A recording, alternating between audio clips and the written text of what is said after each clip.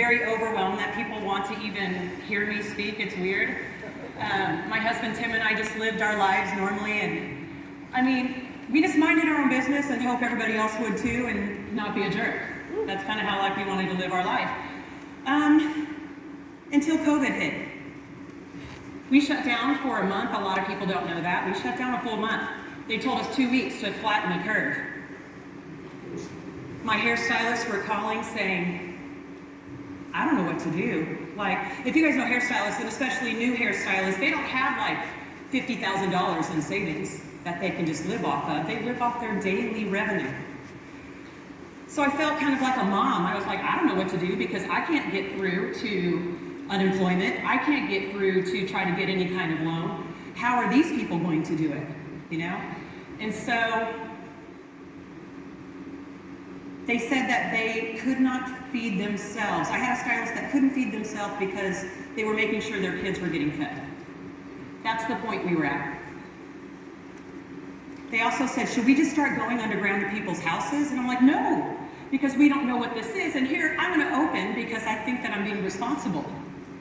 I didn't care about who was telling us to say shut or whatever. I've got people that aren't eating, and I've got this disease that I don't know anything about, but I know that my salon is already sanitary because under hospitals, salons are like the next thing as far as sanitation is concerned. And I know how clean my salon was, and is.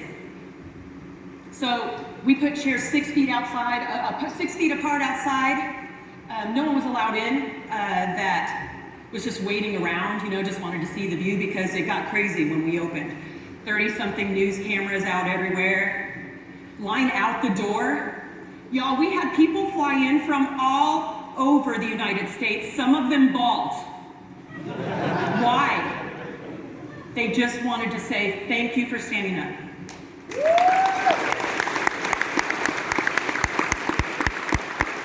Thank you. Here's what's great. I actually don't cut hair, I just run the salon.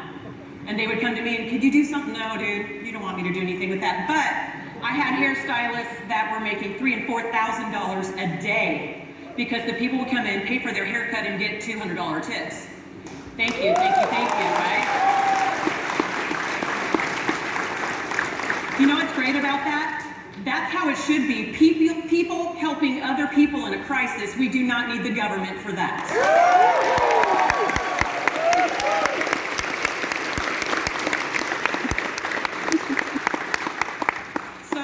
You know, we were open, news cameras everywhere, and of course, a lot of you aren't from Texas, and everybody thinks Texas is like wide open.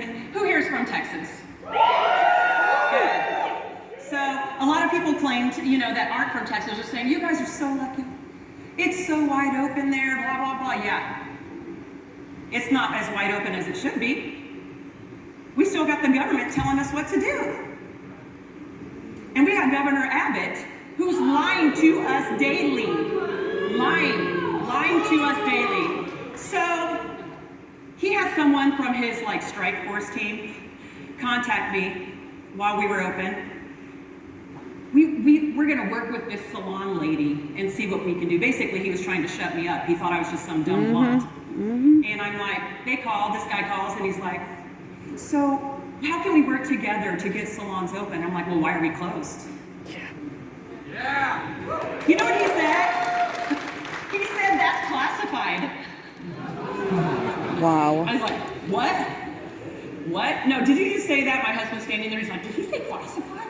I'm like, yeah, he said it's classified. That means that's like code and government for, I have no idea. I'm just doing what they are telling me to do. And will you just shut up? And I'm like, no, because I can read. And I know that TDLR, which is the Texas Department of Licensing and Regulation, who had already told me to not open 2 days ago. I said, tell me in your handbook where it says I cannot open. Tell me in my handbook where it says these hairstylists cannot work to feed their kids. Show me in your handbook. Well, here's what's crazy. The handbook just came out. I read it a couple weeks ago, and it might as well be Shelley laws in there. They have cease and desist orders. They can shut you down for, it's one person in a committee at TDLR that can shut you down for 10 days without a trial. Not that I'll listen anyway, so it doesn't matter. But jail isn't even that bad.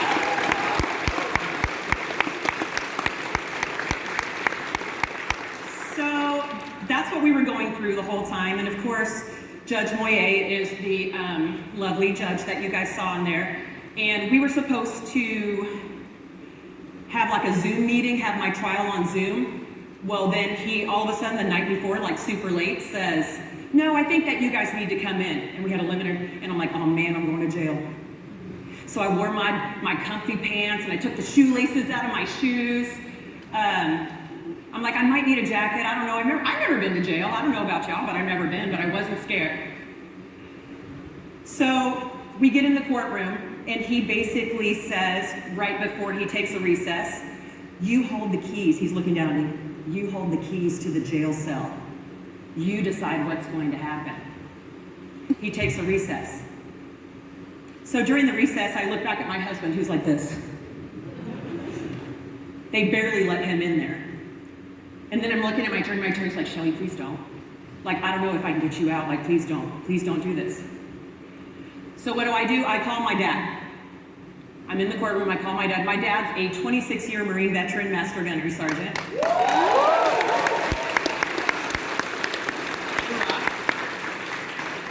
And I'm like, Dad, remember that joke we used to have, like, at least I've never been to jail? That's going out the window in about 10 minutes. No, Shelley, no. You don't have to do this. You don't have to fall on the sword. Please don't. You've proven your point. It wasn't a point. I wasn't trying to make a point. It wasn't for publicity.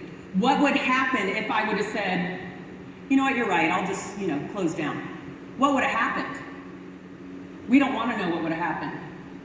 So he comes back from recess and he goes, I'm going to need you to apologize for not doing what the government officials told you to do. Oh. So I turned back around to my husband. He's like, oh man, she's going to jail. Because he knows. He knows I'm not about to. And then you guys saw the reaction. I'm like, I'm not shutting the salon. And of course, I'm not going to apologize. For what? For what? I didn't do anything wrong. Yeah. And so they put me in jail. They take me right there from the courtroom. Strip searches, pregnancy test. I was strip searched 3 times.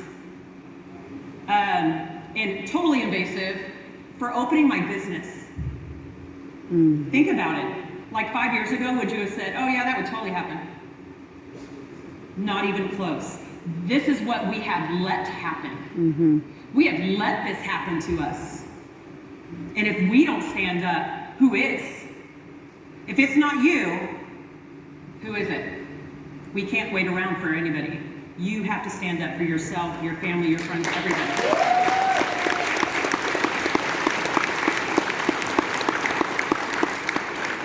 So I'm in jail 2 full days, 48 hours. I mean, that's a separate talk if you want to ask me about jail. I know the toilet and the sink were one piece, and I had to drink out of that. It was disgusting. But it was worth it. I would go back again in 2 seconds. I wouldn't change one thing. And it's not because of the fame. I want Governor Abbott to squirm when he sees me, because he knows. And she's all the same. The only way you can get politicians to do what you want is to make them squirm and make them uncomfortable.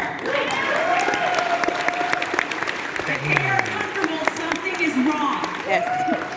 Even if they're doing the right thing, you still ask questions because guess what? They work for you. Yep.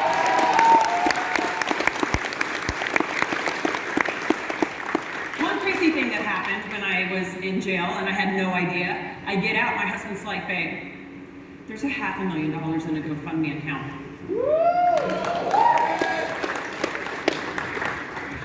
Crazy, right? That's another thing where people come together. When you need help and you're doing the right thing, the right people will come. I did not need the government to give me unemployment.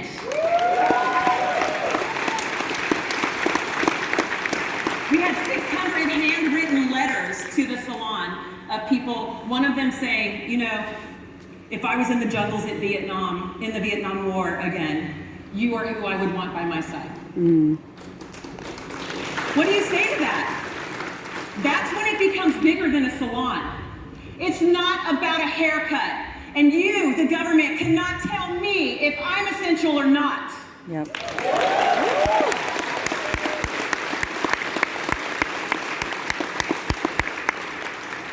So we decided to take the money and just give most of it away. We would go and we would talk, we would go talk to waitresses, go have dinner somewhere. We met a young single mom, and she doesn't even know I'm talking about her right now, but we met her. She had to move in with her daughter, sell her house, move in with her daughter in their like 2-bedroom apartment because she could not afford to pay the mortgage.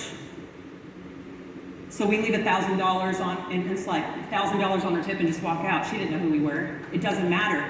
That's people helping people.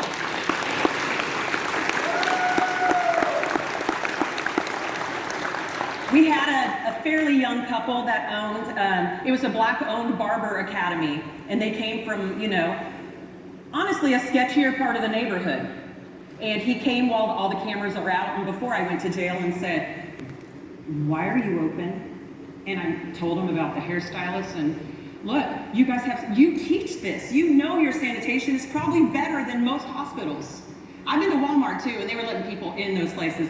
Walmart, Lowe's, Home Depot. On the day that I went to jail, you could get Botox, you could get an abortion, you could get liquor to go, you could go to a CBD oil place, you could go to Lowe's, Home Depot and get your gardening supplies, but you could not get your hair cut. Yeah. So dumb! Why isn't the rest of the world saying that is so dumb? Mm-hmm. Why? So this couple says, you know, why do you open? I tell them, right? So then they're like, how are you open? Like, how is this even happening? I'm like, the key.